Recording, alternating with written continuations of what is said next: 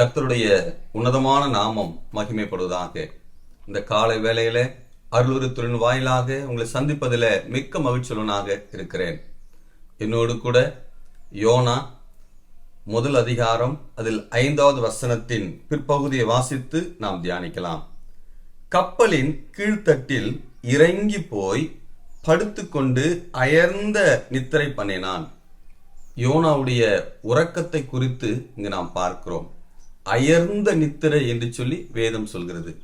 யோனாவுடைய அயர்ந்த இந்த நித்திரை என்னென்ன விளைவுகளை கொண்டு வந்தது என்று சொல்லி நாம் சிந்திக்கலாம். முதலாவது நாம் பார்க்கிறோம், இந்த யோனாவுடைய அயர்ந்த நித்திரை 4வது வசனத்தில் பார்க்கும் பொழுது முதல் பகுதியில கர்த்தர் சமுத்திரத்தின் மேல் பெருங்காற்றை வரவிட்டார் என்று சொல்லி பார்க்கிறோம். அதனால் கடலில் கப்பல் உடையும் என்று நினைக்கத்தக்க பெரிய கொந்தளிப்பு உண்டாயிற்று. தன்னை சுற்றிலும் நடக்கக்கூடிய ஆபத்தை உணராமல் உறங்கிக் கொண்டிருந்தார். கடல் கொந்தளித்துக் கொண்டிருக்கிறது. கப்பல் உடையக்கூடிய அளவுக்கு கடல் கொந்தளித்துக் கொண்டிருக்கிறது. இதை ஒன்றுமே அறியாதபடி அவர் உறங்கி கொண்டிருக்கக்கூடியதை நாம் பார்க்கிறோம். இரண்டாவதாக 5வது வசனத்தில் பார்க்கும் பொழுது, அப்பொழுது கப்பற்காரர் பயந்து அவனவன் தன் தன் தேவனை நோக்கி வேண்டுதல் செய்து என்று சொல்லி பார்க்கிறோம். 5வது வசனத்தின் முதல் பகுதியில மற்றவர்கள் இந்த ஆபத்தை உணர்ந்து ஜெபித்துக் கொண்டிருக்கிறார்கள். தன் தன் தேவனை நோக்கி வேண்டுதல் செய்கிறார்கள். ஜபத்தை இழந்த மனிதராக உறங்கி கொண்டிருக்கக்கூடியதை நாம் பார்க்கிறோம். ஜீவனுள்ள தேவனை நோக்கி ஜெபிக்கக்கூடிய அந்த வேளையில உறங்கக்கூடியவராக இருக்கிறது நாம் பார்க்கிறோம். அது மாத்திரமல்ல, அது 5வது வசனத்தின் அடுத்த பகுதியில பாரத்தை லேசாக்கும்படி கப்பலில் இருந்த சரக்குகளை சமுத்திரத்தில் எரிந்து விட்டார்கள் என்று சொல்லி நாம் பார்க்கிறோம். பாருங்கள், மற்றவருடைய உடைமைகள் இழந்து கொண்டிருக்கிறது. யோனாவின் உறக்கத்தின் நிமித்தமாக அதை உணராமல் இருக்கிறார். மற்றவர்கள் வேதனைப்பட்டு கொண்டிருக்கிறார்கள். மற்றவர்கள் துன்பப்பட்டு கொண்டிருக்கிறார்கள். தன்னோடு பயணம் செய்யக்கூடிய அந்த பயணிகள் வேதனையும் துன்பமும் இழப்பும் நடந்து கொண்டிருக்கிறது. அதையும் உணராமல் உறங்கி கொண்டிருக்கக்கூடியதை நாம் பார்க்கிறோம். பிரியமான, அது மாத்திரமல்ல, 6வது வசனத்துல பாருங்கள், அப்பொழுது மாலுமி அவனிடத்தில் வந்து, நீ நித்திரை பண்ணுகிறது என்ன? தேவன் அறியாத ஒரு மனிதன் எழுப்பும் வரை உறங்கி கொண்டிருக்கிறார். நீ தூங்குவது என்ன? இழப்புகள் நடந்து கொண்டிருக்கிறது இல்லையா? கப்பல் உடையிற அளவுக்கு சூழ்நிலை இருக்கிறது. நீ தூங்குவது என்ன? தேவன் அறியாத ஒரு மனிதன் வந்து எழுப்பும் வரை யோனாவுடைய உறக்கம் இருந்து நாம் பார்க்கிறோம்.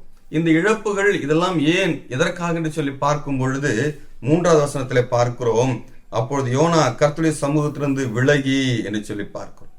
யோனா கர்த்தருடைய சமூகத்திலிருந்து விலகினதுனாலே, அவருடைய வார்த்தையிலிருந்து விலகினதுனாலே, அவருடைய இருதயத்தின் ஏக்கத்திலிருந்து, அவருடைய சிந்தையிலிருந்து வந்த அந்த கட்டளையை அவர் விலகி ஓடுகிறதுனாலே இவ்வளவு விளைவுகள் வருது நாம் பார்க்கிறோம். பிரியமானவர்களே, நம்முடைய தனி மனிதனுடைய வாழ்க்கையிலும் சரி, நாம் கர்த்தருடைய சமூகத்தை விட்டு, கர்த்தருடைய சமூகம் என்று சொல்லி பார்க்கும்பொழுது இந்த இடத்துல அவருடைய வேத வார்த்தையை விட்டு அதற்கு விரோதமாய் நாம் வாழும் பொழுது நம்முடைய குடும்பத்தின் நிலைமை என்ன?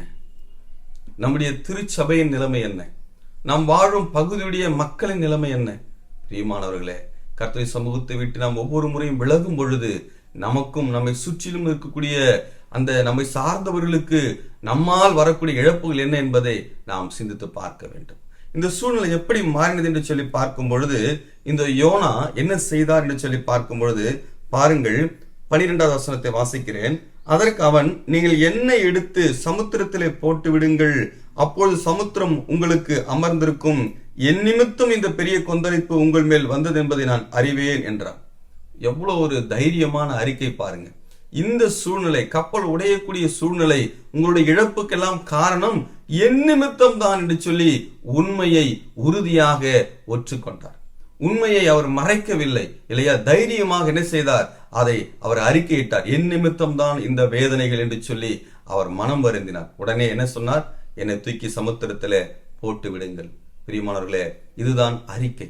நம்முடைய வாழ்க்கையிலே கூட நாம் கர்த்தருடைய சமூகத்திலே இவை என் நிமித்தம் என்று சொல்லி நாம் உணர்ந்து கர்த்தரிடத்தில் அறிக்கையிடுவோம் என்று சொன்னால் சூழ்நிலைகள் மாறும். இங்க என்னென்ன சூழ்நிலை மாறியது என்று சொல்லி பாருங்கள். 13வது வசனத்துல, அந்த மனுஷர் கரை சேரும்படி வேகமாய் தண்டு வலித்தார்கள், ஆனாலும் சமுத்திரம் வெகு மும்முரமாய் கொந்தளித்துக் கொண்டே இருந்தபடியால் அவரால் கூடாமல் போயிடுச்சு. கூட பயணிக்கக்கூடிய அந்த பயணிகள் எப்படியாவது கரை சேர்க்கலாம் என்று சொல்லி என்ன பண்றாங்க? கப்பலை திசை திருப்புகிறாள், ஆனால் முடியவில்லை. இப்போ இங்க என்ன நடக்குது? 14ஆம் வசனத்துல, அப்பொழுது அவர்கள் கர்த்தரை நோக்கி கூப்பிட்டு, பிரியமானவர்களே, எவ்வளவு உன்னதமான வேத வார்த்தை. அவர்கள் இதற்கு முன்னதாக தன் தன் தெய்வத்தை நோக்கி கூப்பிட்டார்கள். ஆனால் இப்பொழுதோ யோனாவுடைய அறிக்கை நிமித்தமாக, அவனுடைய அந்த மனமாற்றத்தின் நிமித்தமாக, இங்கு தன்னோடு பயணித்தவர்களும் மெய் தெய்வத்தை அறிந்து கொள்ள முடியாத வாய்ப்பு. என்ன சொல்கிறார்கள்? இந்த தெய்வமே கோபப்பட்டு சமுத்திரத்தை குலுக்க செய்திருக்கிறார் என்று சொல்லி உணர்ந்து அவர் என்ன செய்கிறார்கள்? கர்த்தரை நோக்கி கூப்பிட்டு, கர்த்தாவே, இந்த மனுஷனோட ஜீவ நிமித்தம் எங்களை அழித்து போடாதையும், குற்றமில்லாத இரத்தப்பழி எங்கள் மேல் சுமத்தாதையும், தேவரீர் கர்த்தர் உமக்கு சித்தமா இருக்கிறபடி செய்கிறீர் என்று சொல்லி. பாருங்கள், யோனாவுடைய மனம் மாற்றம் அங்க இருக்கக்கூடிய ஜனங்களுக்கு மெய் தெய்வம் யார் என்பதை அறிந்து கொள்ள முடியாத ஒரு வழியை அங்கு கொண்டு வந்ததை நாம் பார்க்கிறோம். அது மாத்திரமல்ல, எவ்வளவு ஆச்சரியமான காரியம் பாருங்கள். 16ஆவது வசனம், அப்பொழுது அந்த மனுஷர் கர்த்தருக்கு முன்பாக பயந்து கர்த்தருக்கு பலியிட்டு பொருத்தனைகளை பண்ணினார்கள்.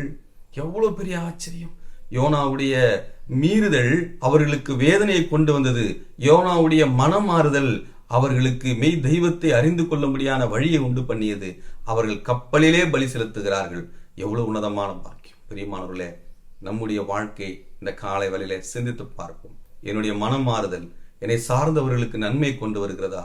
ஒருவேளை என்னுடைய மீறுதல் என்னையும் என்னை சார்ந்தவர்களுக்கும் வேதனை கொண்டு வருகிறதா என்று சொல்லி இந்த சம்பவத்தின் வாயிலாக இந்த காலை வேளையில சிந்திப்போம்.